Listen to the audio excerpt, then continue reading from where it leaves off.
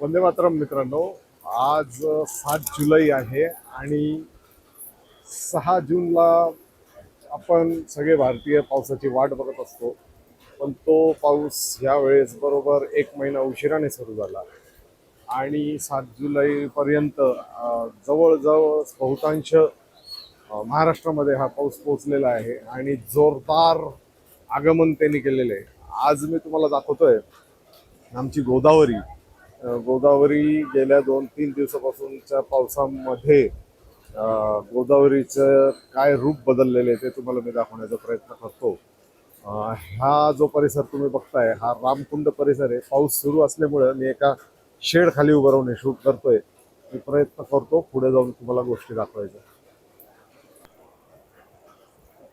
मित्रांनो, हे जे तुम्हाला समोर दिसतंय हे रामकुंड आहे आणि इथं आगामी कुंभमेळ्याच्या निमित्ताने खूप सारं कन्स्ट्रक्शनचं काम चालू आहे. त्यामुळं तुम्हाला लक्षात येत नसेल, समोर गांधी ज्योत आहे आणि तुम्ही बघू शकता सगळा रामकुंड परिसर अगदी दुथडी भरून वाहतोय.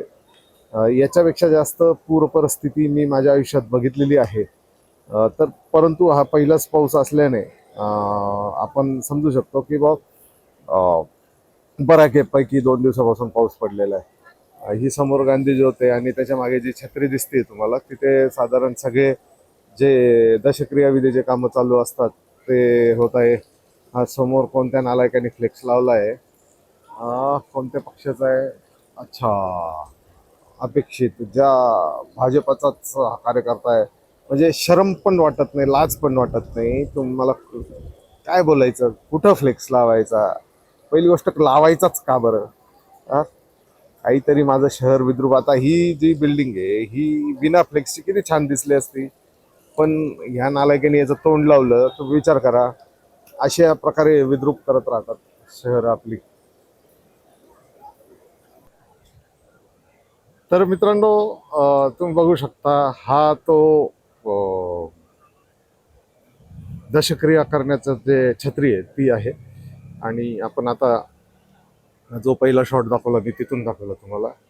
आणि बघा कशी दुथडी भरून नदी वाहते. आणि हा तो दुटोंड्या मारुती आहे, ज्याला खरं तर प्रमाण मानलं जातं नाशिकमध्ये की याच्या कमरेपर्यंत पाणी आलं, छातीपर्यंत पाणी आलं, गुडघ्यापर्यंत पाणी आलं तर त्या प्रमाणात नाशिकमध्ये पूर येतो. हे जे अस्थायी शेड दिसतंय हे शेड खरं तर तिथं सध्या काम चालू असल्यामुळं आणि पाऊस असल्यामुळं आता ह्या शेडमध्ये दशक्रिया विधी सगळे केले जातात. आणि सकाळी तुम्ही बातम्यांवर जो व्हिडिओ पाहिला असेल, एक जण मस्त पूल क्रॉस करून येतोय आणि मग नंतर त्याला पोलिस चांगला चोप देतात, तो हाच पॉइंट आहे तो. तर आपण बघू शकता इथं सगळ्या बरेचसे नागरिक पण आलेले इथं पाऊसचं कौतुक बघायला. कुछ ना करना भी एक बहुत बड़ी चीज आहे मित्रांनो. काहीच न करणं हे पण काही साधं सुधं काम नाही बरं का, खूप मोठं काम आहे. काहीच नाही करायचं. तर मी असं का बोललो तर त्याचं तुम्हाला ही जी पानवेली दिसते, ही इथं जी अडकलेली पानवेली दिसते, इथं अडकलेली जी पानवेली दिसते, नाशिक महानगरपालिकेने पूर्ण वर्षभरात ही पानवेली, या नदीमधला कचरा, या नदीमधले टाकणारे कपडे, या नदीमध्ये टाकत असलेले हाडकं, राख पुण्य मिळवण्यासाठी लोक इथं आंघोळ करतात आणि घातलेले कपडे सोडून देतात. का तर पुण्य मिळतं. आणि या नदीला गटार करतात ना, तर नाशिक महानगरपालिका कुछ नाही करते. ती काय करते माहिती का? पावसाची वाट बघते आणि आज जोरदार पावसाची वाट बघते. म्हणजे एकदा जोरदार पाऊस आला की निसर्ग आपल्या आप ही सगळी जी नदीमध्ये नदीपात्रामध्ये जी घाण आहे ती वाहून घेऊन जातो. त्यांनी काय होतं माहिती का? बिलं तर निघतात नाशिक महानगरपालिकेचे. गोदावरी साफ करण्यामागे नक्कीच काही ना काही त्यांचे कॉन्ट्रॅक्टर असतील, बिलं तर निघतच असतील. पण मग त्यांना काम करण्याची गरज नाही, आपोआप आई गोदावरी सगळं वाहून घेऊन जाते आणि पुढच्या गावांना तो प्रसाद देते. सायकेडा असेल, छत्रपती संभाजीनगर असेल, मोठमोठले धरणं असतील, नांदेड असेल, सगळ्यांना आम्ही हा इथल्या आमच्या कचऱ्याचा पापाचा सगळा प्रसाद आम्ही तुमच्यासाठी पाठवत असतो आणि तो आता लवकरच तुमच्यापर्यंत पोहोचतोय. घ्या मस्त आणि तुम्ही पण पापमुक्त व्हा. तुम्ही पण तुमचे शहर तुमचे नद्या प्रदूषित करा आणि तू पुढच्या लोकांना ते पाप पाठवा है ना. बघू शकतो हा आहे दुतोंड्या मारुती आणि तुम्ही पावसाचा आणि गोदावरीचा जो वेग आहे तो लक्षात घ्या. खरं तर हा एकदम फुल असा पूर नाहीये जो आम्ही दरवर्षी बघतो. दरवर्षी जे पूर बघतो आम्ही ते अक्षरशः हे जी घरं हे सुद्धा पाण्याखाली येतात असतात. तर तरी जे काही सुरू झालेलं आहे ते काही कमी नाही. खूप छान पाऊस चालू आहे आणि गेल्या 48 तासात तर खरं तर नाशिकला आणि त्र्यंबकेश्वरला ढगफुटीची शक्यता सांगितली होती, पण काल रात्री तर तसं काही घडलेलं नाहीये. पण पाऊस सतत चालू आहे. हे बघा, हे बघा किती जोरदार पाऊस चालू आहे. आणि हाच तो ब्रिज आहे सकाळी जो तुम्ही व्हिडिओ पाहिला असेल सगळ्या न्यूज चॅनलवर. इथून तो लाल टी शर्ट वाला जेवण येतो आणि इथले पोलीस त्याला चांगला चोप देतात. हाच येतो. किती जोरदार आमची गोदावरी आई वाहते. आणि इथं जे दशक्रिया विधीचे जे कार्यक्रम आहे ते इथं होत आहे. पोलीस, नाशिक महानगरपालिका नागरिकांच्या हितासाठी सोयीसाठी इथं उभीच आहे.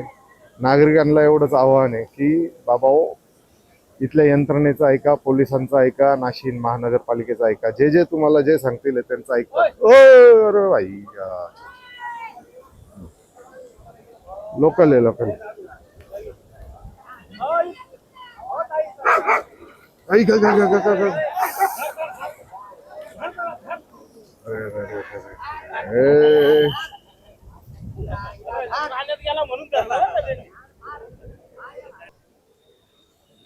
मित्रांनो, हे जे तुम्हाला दिसतंय हे महाराजा रणजित सिंग जे होते त्यांच्या पत्नी ज्या होत्या त्या लंडनमध्ये वारल्या होत्या 1863 साली.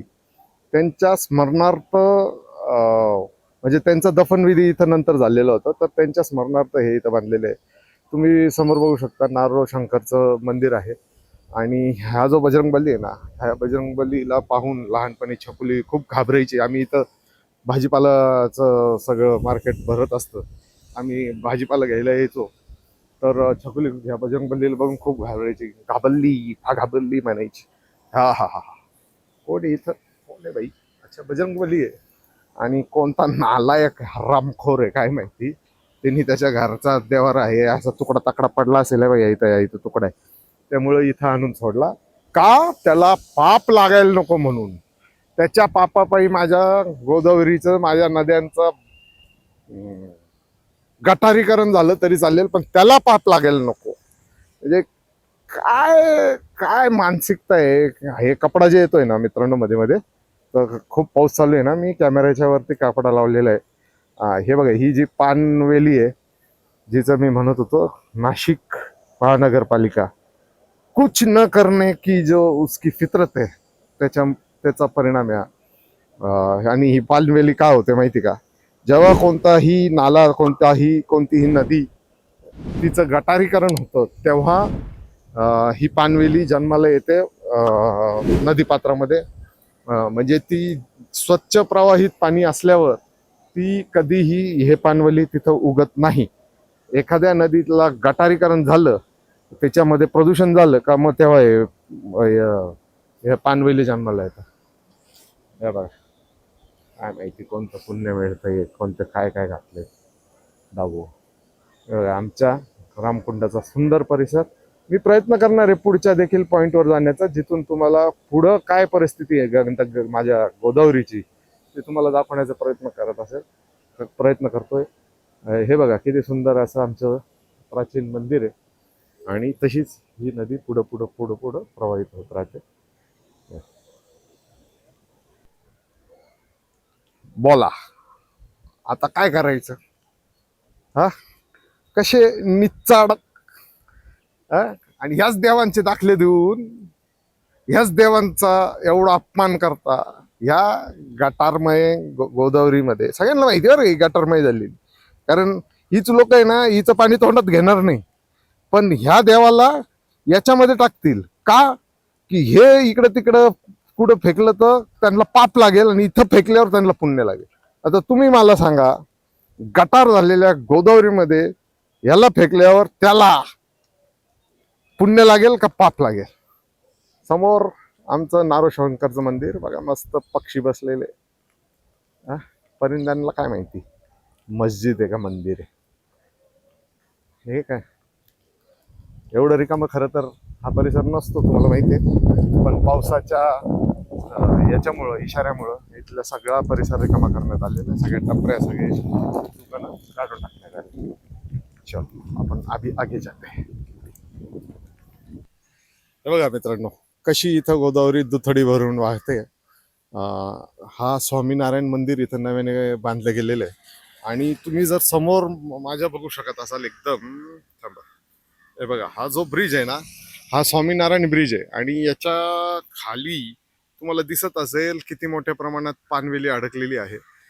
इथे खरं तर हा खूप महत्वाचा घाट आहे. हे समोर मागच्या कुंभमेळ्यात बांधलेले घाट होते. जो मुलगा इथं मासे पकडतोय बघा, तर हा मागच्या कुंभमेळ्यात घाट बांधलेले होते. आणि त्या कुंभमेळ्यापासून ह्या कुंभमेळ्यापर्यंत आजपर्यंत इथं कोणीही आलेलं नाहीये. तर आता सरकारचं नव्याने ह्या डाव्या बाजूने पण घाट बांधायचा कार्यक्रम चालू आहे. म्हणजे ह्या नदीचा पूर्णपणे गाळा चेपायचा कार्यक्रम चालू आहे. तर आम्ही त्याचा साहजिकच आहे विरोध करतोय. नदीला कोणत्याही प्रकारे चॅनलाइज नाही केलं पाहिजे. नदी पात्रात कोणत्याही प्रकारे सिमेंटचा वापर नाही झाला पाहिजे, हा आमचा प्रयत्न आहे. ह्या रस्त्यावर पूर आलेल्याचं पाणी मी आलेलं पाहिलेलं आहे मागे, म्हणजे मागच्या वर्षी वगैरे. तर बघूया, म्हणजे ह्या वर्षी तर पहिलाच पाऊस आहे, पहिलाच पूर आहे हा. तर छान पाऊस पडला. आता आपण आलेलो आहोत तपोवन परिसरामध्ये. तपोवन परिसरामध्ये आपल्याला माहिती ते शूर्पणखाचं काम, नाक कापण्याची ती आख्यायिका आहे. तर तो हा परिसर आहे. त्या शूर्पणखेचं मंदिर इथे आहे. तर आता आपण त्या परिसरामध्ये आलेलो आहे. आणि इथे एक गोदावरीची जी ट्रिब्युटरी आहे तिचं पण मिलन गोदावरीमध्ये होतं.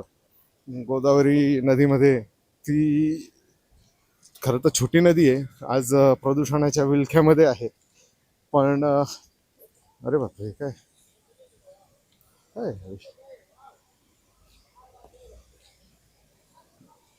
प्रदूषण. ओके. तर हा तो सगळा परिसर आहे. अजून हे सगळं हिरो. अरे साप पाहिलं का? हो, ब्युटिफुल. अरे खाली गेला. फार सापाचं पिल्लू होतं एक सुंदर. हा, ते घासाच्या इथं दिसतं बघ, गवताच्या इथं दिसला का? त्या गवतांमधून गेला. वा, सापांवर मला लई जीव आहे, पण भीती पण वाटते अर्थातच. दिसलं का? त्याचा पानावर आहे बघा, छोटासा आहे पिल्लू, पण तोंड ट्रँग्युलर आहे, त्यामुळे कदाचित विषारी असावा. तर अच्छा, मासे पकडता इथं बघा, त्याने जाळं टाकलं होतं, बऱ्यापैकी मासे पकडले.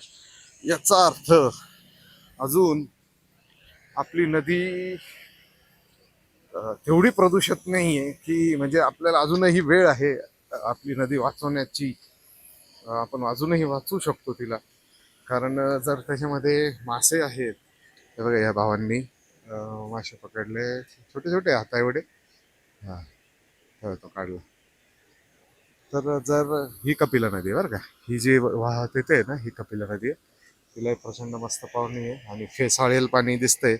म्हणजे तुम्हाला लक्षात आलं असेल, प्रदूषित पाणी आहे सगळं. प्रदूषण तर आहे, त्यात काही शंका नाही. पण अजून एवढं आहे की बा, हो येणे किती पिशवीवर, बरोबर पिशवीवर मासे. अरे मोठे मोठे पण आहे चांगले. आता हा परत जाळ टाकतोय हा बाई इथं. मासे